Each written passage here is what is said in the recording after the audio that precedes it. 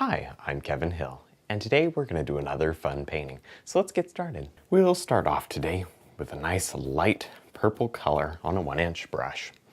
And let's come right up here to the sky and just begin to put in a little bit of this nice color. Now we don't want too much today, so keep it quite pale and allow it to work around. All right. Just touch into a little bit of red and you can throw some different colors in it and work them together. Now with our filbert brush, a little bit of yellow, red, and white. Let's just come up here and begin to shape a few clouds. Now I'm really mushing the paint hard into the canvas because I want it to really be stained. I'm going to be able to move and work with this paint. There's not a whole lot on the brush. See, you kind of get this almost a soft effect without blending. I haven't really blended the clouds yet, and that's nice. We already have a head start. Oh yeah, this is going to be a nice soft sky today. With a clean 2-inch brush, we can just begin to blend this sky. Now it's not going to take much blending because we already made it quite soft. There's not much paint on here. So just go over it a few times and then we'll be ready to paint our mountain. Now we'll pick up the filbert brush here and load it up with just a little bit of black. Drop in a nice little mountain shape. There, just drop in the shape like that. Do it pretty quick and just be free with it today. And scrub it in with this color.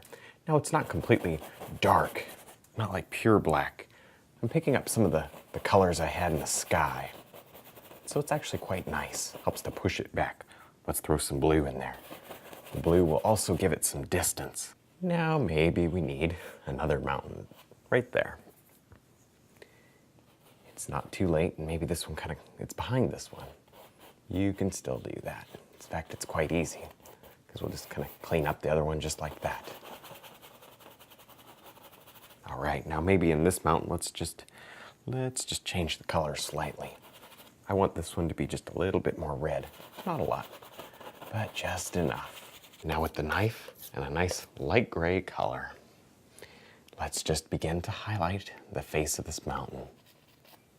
Now in our painting today, the light is not too strong on most of this mountain. This is a sunset. We don't need a ton of light. And maybe here's some, let's skip over here. There's a little more brown and white. There, really light up that edge. Wipe the knife and work with the paint on the canvas. There's no reason to just leave it the way it comes off. You can play with it. And that's nice. Soften areas by sort of almost scraping off some of the paint. Soften with the tip of the knife. Work it into the base coat we already put down. Oh yeah. Now with the filbert brush and a little bit of yellow and black, we can come right up here to the mountain and just begin to sort of drop on a little bit of detail. Now maybe these are like little trees and things kind of growing on the mountain, but they're so far away we can't see detail. Just see little smudges of color. Next with the filbert brush, we'll just scrub in a nice little land area. And as you can see, I kind of gave myself a basic line where I thought maybe I want to put a little river today. All right, go ahead and pick up some of the dark and pull it in. It creates shadows and highlights. In fact, we may not do much more than just this underpainting way back there. But the stuff up close, we'll put some nice highlight on it. Now with the filbert brush, load it up evenly on both sides. Let's just come right here. And I'm going to show you how to paint in some nice evergreen trees, even with the filbert. I think the reason I want to do them with the filbert today, at least for these, is because they're very tiny, but yet I want some detail. Might as well just scrub the dark color in there, because we wouldn't be able to pick out the individual details in that area. They would all just grow together. Only focus on the outside edge and the top of the tree, the parts that'll be shown. There's no reason to spend a lot of time on something that gets covered up. All right, see that? Because of the shape of this brush, you can actually get these limbs to come off really easily. Use it like a fan, push down and tap, work back and forth. Now with the 1-inch brush, we can just begin to rub in some water here. Now maybe we kind of want to match the colors that are already up there in the painting. The colors in the sky, the colors in the mountain. All right, just brush it right in, not a big deal. Throw some white into it if you want to. Change it up, put in different colors. Now with the filbert brush, we can just begin to add in a few nice little, maybe a rocky area back here. All right, I kind of like these. They help to give some nice detail to the painting. Helps to bring you forward. Kind of helps to link the foreground with the background and all those nice things. So we'll just do one today. Just scrub in a little bit of color. We'll put the highlights on the rocks and make it look nice later. Now with a little bit of yellow and brown and white, just load it on one side of the filbert. We can just begin to drop on some nice little highlights here. Now if you'd rather use maybe just the very point of the knife, that would work also. This is just kind of the brush was handy and ready to go, so why not use it? There, you can put in a lot of these little rocks all at one time. Maybe. There's some.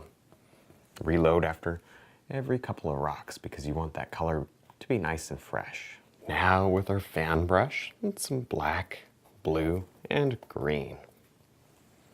Let's go ahead and right here, let's tap in a couple of trees. I changed my mind. You can do that. I wanted them a little bit taller and a little bit more to the right.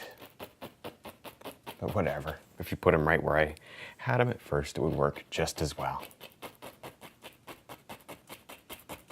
Oh yeah, this is nice. Just push up to get all these limbs. And the older the brush is, the better these limbs seem to work. When you have a nice brush that's been used quite a bit, I think you'll find it works even better. All right, tinier one right there. Now with the filbert brush, we're going to do something a little bit different here. I'm going to show you how to create a lot of nice little rocks and big boulders here in the foreground. We don't normally do them quite like this. Maybe they're some are stacked on top of each other, and you see all sorts of nice light and dark areas in them. So go ahead and just paint in the dark for now. We'll come back and add some nice highlight on in a few minutes. Next, we can use the filbert brush to drop in a really big tree up here. Maybe this is it's a different variety of evergreen, different than those. And so we'll just give it a nice big trunk. Maybe another one right here. Nice. Now using that same brush, we can just add in a lot of nice little leaves. These trees are pretty thick. We don't see much of the sky showing through, but I would like to see a little bit. A very little bit here and there, not a lot. But of course that's up to you. If you'd rather have these very sparse, then do it. It doesn't matter. This is just kind of what I want to do today. Next, we can just add on a nice little bit of highlight here to some of these rocks. Now, not every rock needs a highlight because the trees would be blocking out a lot of light. And you just don't know what else might be happening outside the painting itself. So just remember, we only need a few little highlights. Don't want to distract your eye too much here to the foreground. Now, the last thing we want to do here is just throw on a little bit of a nice, very subtle highlight here on the trees. We don't need a lot, because I don't want to lose this amazing contrast. I mean, the dark leaves against the light sky, even these little pockets that I left open. I don't want to kill that effect. All right, well, I think we're done. I had a lot of fun. I hope you did too. Don't forget to check out my website, my DVDs, and also my brush line. And thanks for watching.